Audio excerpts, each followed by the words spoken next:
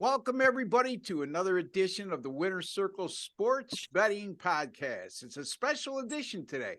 It's our Super Bowl props edition. And what better guys can I bring aboard for Super Bowl props than Jesse the Mule Shule and Sean Higgs of picksandparleys.net, Jesse of jesseshule.com. I call him the Mule affectionately for his weightlifting prowess. And nothing more than that. And again, guys, good job yesterday. We went 3-0 on the show. As Sean had, I had UConn as a blowout over Marquette, and Jesse had the New Mexico game over the total, and Sean had K-State. K-State easy winner over TCU. Great call there as well. So a 3-0 day, folks. I know we were in a little bit of a mini funk for a few days in a row, but it snapped right out of it. And we're going to get to some Super Bowl props today. And before we do so, let me introduce the panel here. Jesse Shule, how are you, my friend? Well, Ross, we went 3-0 with the picks on the show. I went 3-0 with my premiums. You know what that means. Break out the yellow outfit and the blonde wig. We were perfect. Mr. Perfect. There you go. I try to call myself that to my wife. It doesn't go over well. Anyway, Sean, how are you, my friend? Good. Nice little winning day out of college basketball. Not undefeated like Jesse here, but I'll take winning days. I went 6-5, 5-4. Someone was on small winning day. I'll take it. Whatever. That's what it's about. Grinding away, folks. When you bet a lot of games, people are like, that's not good. I don't know. If I win. If you see $10 on the street, you're not going to walk over it. Look, they're $17. You're gonna pass that by 20, 30, $40? No. Pick it up, put it in your pocket, say thank you. A winning day is a good day. Yes. And the bottom line is people the people will tell me they could hit 60% on their own. Sure. Need to get their head examined. And I'm not talking 60% over a 1 month period, a 2 week period. I'm talking about even 55 to 58% is fantastic over the long haul. And 55% on a 1,200 basketball games of college basketball season. I mean, make a ton. And Jesse's over there 50,000. Jesse's flexing his muscles and saying, "I'm over 60% for the year, guys." I mean, you are, right? 57% for the year, but that's over 1,000 games. 57%. Yes. I believe that is the top winning percentage of all the guys they got on sports capping. Some guys don't like it when I say that because it doesn't translate into the top units earned. But I'm not playing as many games either. The units are also there. It's not like I'm negative units. It's not like I'm winning all these games and losing money. It's 1,000 games. Okay, so just because somebody has more games doesn't mean anything. As long as you win is a win. Yeah, you hit 57% over 1,000 games, you're going to make some money. There's no doubt about that. Yeah. So I know we have again. I don't want to just throw out other people. We have guys who put out a lot less games, right? I mean, sometimes like a game a week. Most people go to the sites aren't disciplined enough to just unload on one game, and because they're going to bet that game, win or lose, they're doing stuff all week, and then I know you guys have gotten those emails from people. Oh, I'm down. We're 17-6 this week. Oh, I was doing some things on my own.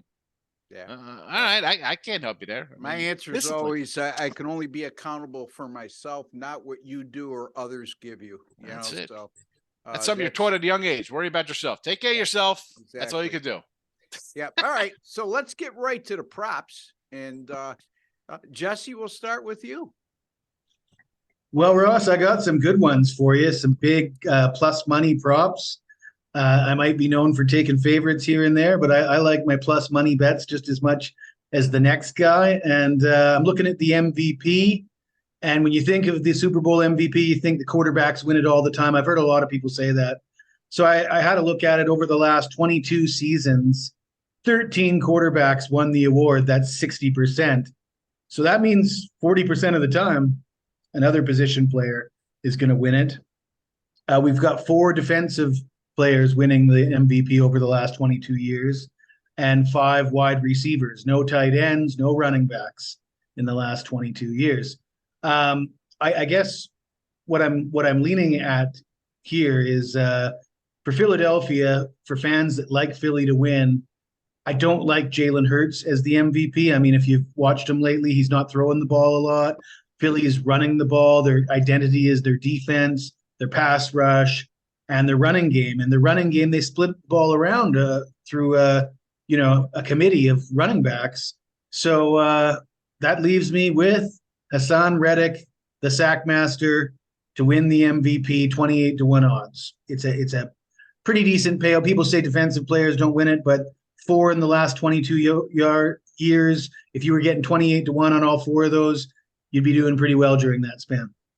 Yeah, Von Miller won the Super Bowl MVP with Denver a few years back. Ray Lewis and Malcolm Smith. That was a 40-1 opener on him to win. Wow. Yeah. Yep. So that's 28-1 on Hassan Reddick to win the Super Bowl MVP award from Jesse Shule. Anything else, Jesse?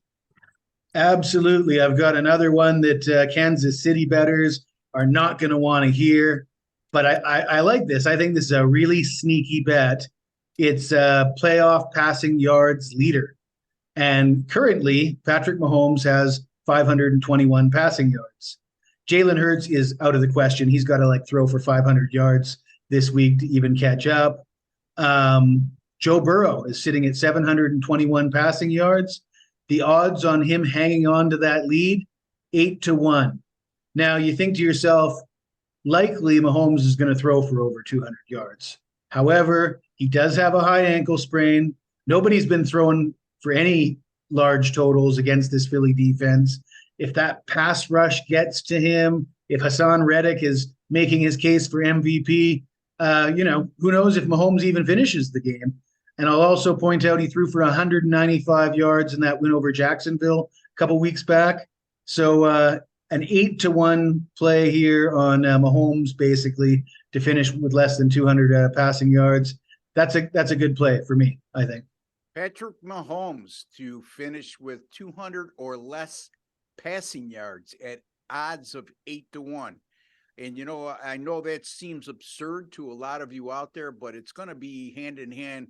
One of my prop plays, not exactly what Jesse just did, but I can't, not that I can't disagree with it. You certainly can make a case to disagree with that prop, right? But that's why you're getting 8-1 odds, and everything you said, Jesse, makes sense. Mr. Higgs, you got anything to say? I was going to say, so it's the 8-1. So you're just betting against on the passing on that bet. Yeah. I wonder if is there one up? Because I know his passing yards for the game is like 280. To avoid confusion, what the bet actually is the passing yards leader for the playoffs. Yes. And Burrow currently has a 200-yard lead.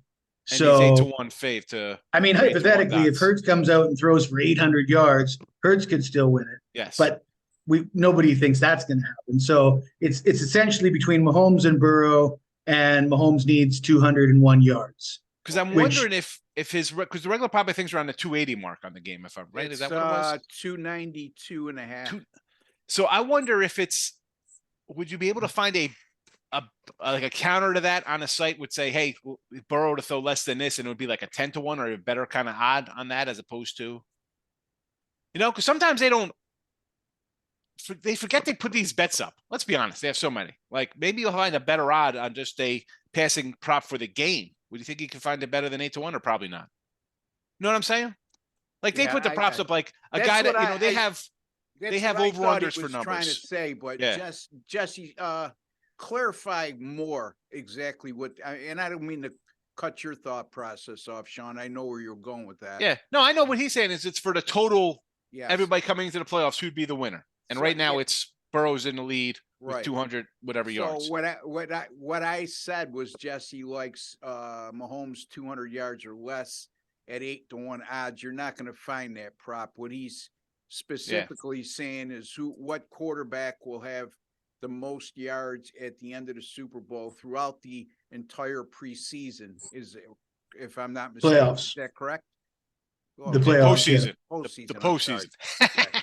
We're not in preseason yet. It's not August. I wish it was. It'll be here soon enough. Yeah. Anyway, so that's what you have there. Just to clarify. All right, Jesse, if you have any more, hold it in your back pocket. Let's go to Sean. All right. So I'm going to throw out a couple here, and For the game, 2-point conversion, plus 105. Again, it's a short number, but yeah, I absolutely see a 2-point conversion attempt, especially on the Eagle side of the ball with the risk-taking kind of guy. We're going to see it. We're going to see it. It's just something that's ingrained in the game now. A little plus money. It's not a lot, but hey, plus dollar daddy, I'm coming in. I'll take plus 105 there. And also into this, Philadelphia, they try, I saw this on one of the sites, a 4th down conversion in their own territory, plus 300. So, and I could see this for either team, but if I got Philly plus $3, I've seen this guy go for it on 4th down from his own 31. So in the Super Bowl at the 47 or 48, I think for sure he would stack the line to go for it. And then there's, a score in every quarter, $6, plus 600. Absolutely think there'll be a score in every quarter. Absolutely. I mean, if you think the Chiefs are bad on defense and Philly's phenomenal, or you think Mahomes going to be a score, why wouldn't you take $6 here, right? No matter what team you kind of like, you think someone's going to score, right? No matter who you're a KC guy, you're a Philly guy, they got to score to win. It's not going to be 6-3. What else do I have here? How about back to a KC on a player prop? Kelsey over, 2 or more touchdowns, plus 310. He's obviously the key to that team. Although what worries me, though, his yardage prop is only 78.5 yards, which you kind of like the over because he's the focal point. And all we've been hearing is banged up wide receivers for KC. The 78.5, I will be betting that over, or 79, whatever it is now. But this number kind of worries me because you see him on up to 10 or 11 catches. It's even money that he'll catch the ball 10 or 11 times. You're telling me he's not going to have 70 yards or 2 touchdowns? 310, 2 touchdowns. I can't. How do you say no to that guy catching 2 touchdowns? I've seen Eagles give up some plays over the middle before. I've watched them against NFC East teams. So yeah, I don't know. That's a few. I mean, I got a bunch. I've been doing player props for. Review those real quick. Just the your picks itself. Yeah. So a 2-point conversion attempt is plus 105. Yes, I say yes to a 2-point conversion. Philadelphia to attempt a 4th down in their own territory. So they got to be on their side of the field. Plus $3. Score in every quarter. Plus 600. And the Kelsey 2 or more TDs at plus 310. And again, you want to go over his yardage with that. I understand. It's just a little bell in my head saying it's 78 yards and he has a minus like 120 for 10 or 11 catches. I'm like, 10 catches. Maybe I get some plus money. No, it's minus money. Yeah. Crazy. So that's, I don't know. What do you think about that? His yardage is less than 80 yards, and at 10 catches, he's at minus 120. Yeah. What does that tell you? Yeah, I can't imagine that he's going to average less than 4 yards a catch. Less than 8 yards a catch, if indeed he reaches that number of 10. And where Sean is going with that's at minus money, which means the odds makers pretty much think there's a realistic opportunity for him to have 10 or more catches in this game. Jesse, your thoughts? I like what he said about the Eagles going for it on their own side of the. Was it on their own side of the 50? Own side of the 50, plus $3. I mean, you didn't even mention the end of the game because if they got the ball late, they're going for it on 4th down. Doesn't matter where they are, right? Yeah. In the final minute or whatever. So there's always that possibility as well if it doesn't happen throughout the game. So yeah, no, I like that bet. Kelsey, I've got him myself just to score 1 touchdown. Why complicate things for me? The guy scores at least 1 every game in the playoffs, or has for the last few years. Yep. I'll take the easy pick'em money for me. I really like the Philly 2-point conversion pick because most guys conventional thinking, there's a chart that you go by that you go for 2 in situations at what time of the game, analytics. This guy from Philly, meaning the head coach, I've seen him go for 2 on several occasions this year where I just scratch my head and say, why are you going for 2 in this situation? So he does things unconventionally when it comes to making those types of decisions on whether to kick the extra point or 2-point conversion. And what better time to do it and make no sense than in the Super Bowl, where it's going to cast some light on him and people are going to say he's either a genius or an idiot for going Right. for two. I mean, I could see it on the first score, whether it's whenever they scored that first touchdown, I could see him go for two. People like, oh, he's going for two. This is the Sirianni they love in Philly. You know, I could just, and that kind of stuff writes itself. And one more, a real fast one here, as we were talking about the going for it on fourth down. Over 1.5 fourth down conversions is minus 160. Now, that's about my top of my minus money, whether it's baseball or whatever. I want to go 160. But you're telling me there's not going to be two. We could have this over by halftime, 1.5, 2 on fourth downs with these coaches. Like, if it's going to be an aggressive game, which you think it might be, I mean, two. You need two. Yeah.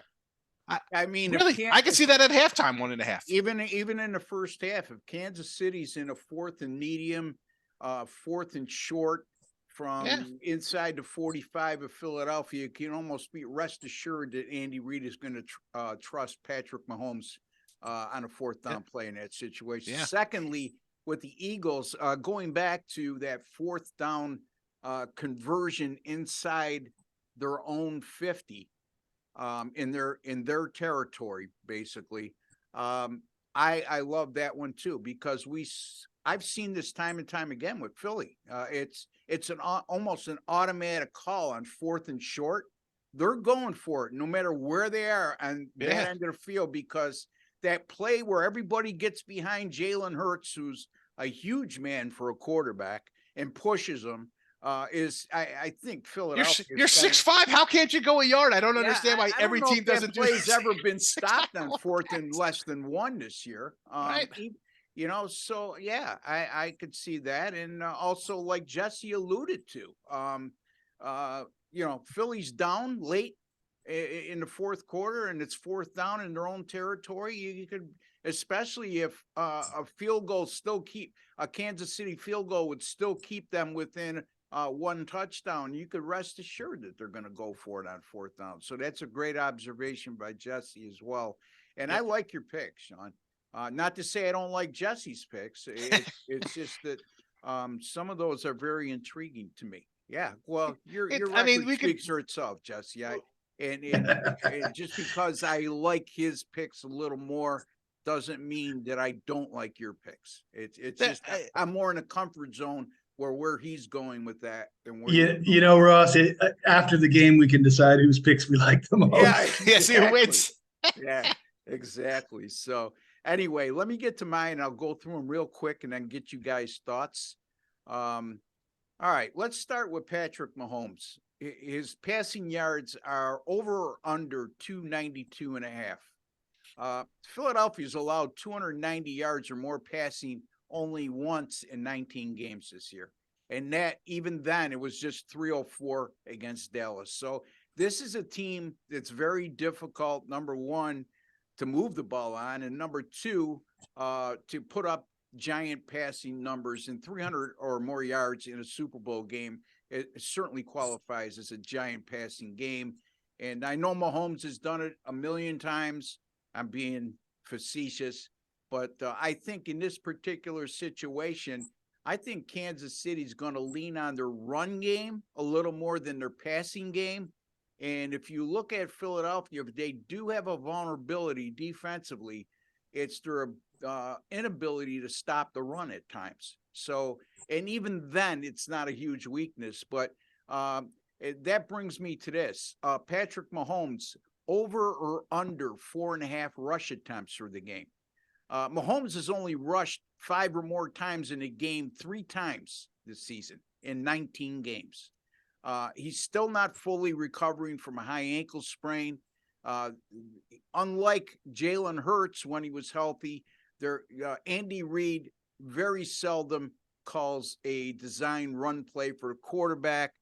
Most times than not, it's Mahomes' scrambling ability and improvisational skills that he runs on. But, you know, with the high ankle sprain, yes, he's recovered from the original high ankle sprain somewhat. But you can't tell me from a high ankle sprain that happened just 3 or 4 weeks ago that he's fully recovered and 100%. And they could ill afford to lose him in this game. So I'm thinking that the only time you're going to see Mahomes take off in this game is in desperate situations. So I'm going to take a shot on Patrick Mahomes under 4.5 rushing attempts. Isaiah Pacheco, over or under 11.5 rushing attempts. And I know the Kansas City faithful will say, you know what, we don't run the ball that much. Well, you do. You run it 25 times a game, and they're known for their passing attack. But, you know, Pacheco, you look at his workload since game 9 of the season, this guy has averaged 13.5 rushing attempts per game since game 9 of the season for the Eagles. Like I alluded to, I think it's imperative that Kansas City, with Philadelphia's pass rush, the way it is, let's not forget, Philadelphia had 70 sacks this year, which the closest to that was Kansas City with 55. So, I mean, in order to slow that pass rush down, they're going to have to establish a running game. Pacheco is turned into, if you want to call it a feature back, I guess you can go there, because comparatively to the other running backs on Kansas City's roster right now, he's getting the major workload when it comes to run calls and rushing attempts. And then it goes to my final thing is the combined sacks, over or under 5.5 combined sacks between both teams. I think I already answered that. Kansas City, yes, they have faults defensively. We all have discussed this throughout the course of the year. But the one thing they do, like I said in our podcast last week, if they do one thing well defensively, it's rushing the quarterback. And only Philadelphia had more sacks than them this year. They had 55, and Philadelphia had 70, which was far and away the best in the NFL. And also, keep in mind, folks, as mobile as Jalen Hurts was this year and has been and will continue to be, Philadelphia still was number 20 in sacks allowed, the bottom half of the NFL in terms of protecting the quarterback, even with his mobility. So I'm going to go over 5.5 sacks between both teams. Once again, Mahomes under 292.5 passing yards, Mahomes under 4.5 rush attempts, Isaiah Pacheco over 11.5 rush attempts, and Kansas City and Philadelphia to combine for over 5.5 sacks. Start with you, Sean. I'm going to say, you mentioned the Mahomes, the passing.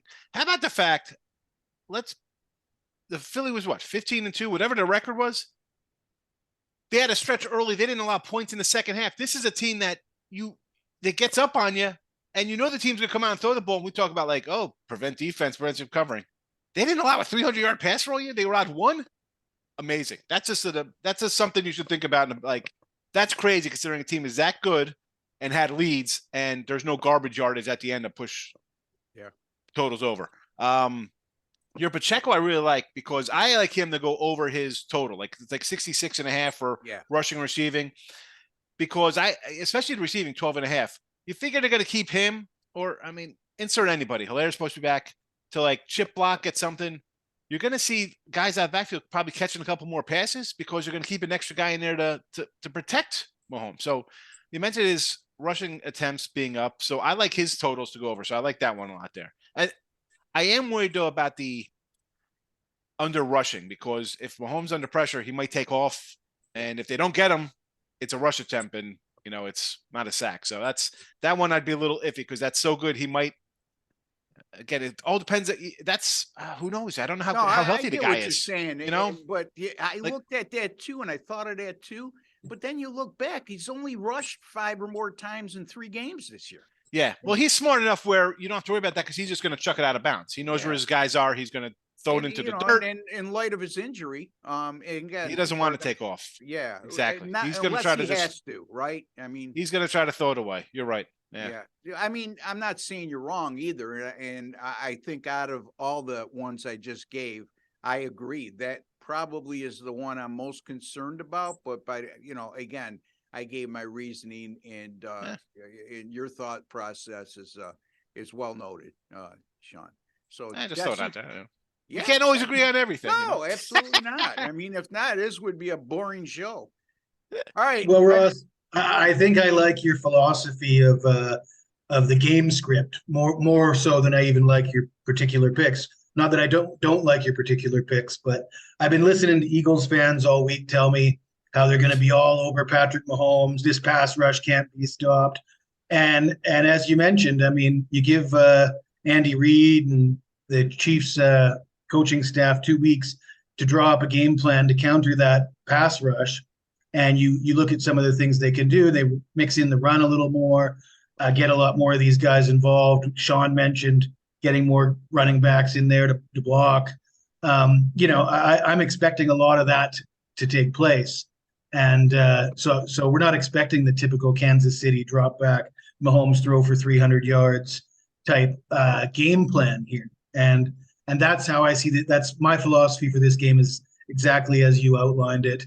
And if that means a lot of those bets that you mentioned coming in, I'll be a happy camper myself.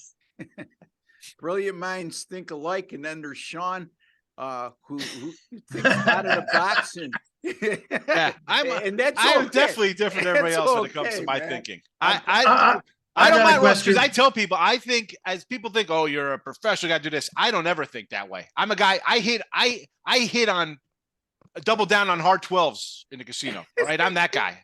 You look like you're nuts. Only one card's going to crush me on a hard 12. Conventional wisdom is what Yes. it's called. Yeah. Well, and I got a question for Sean.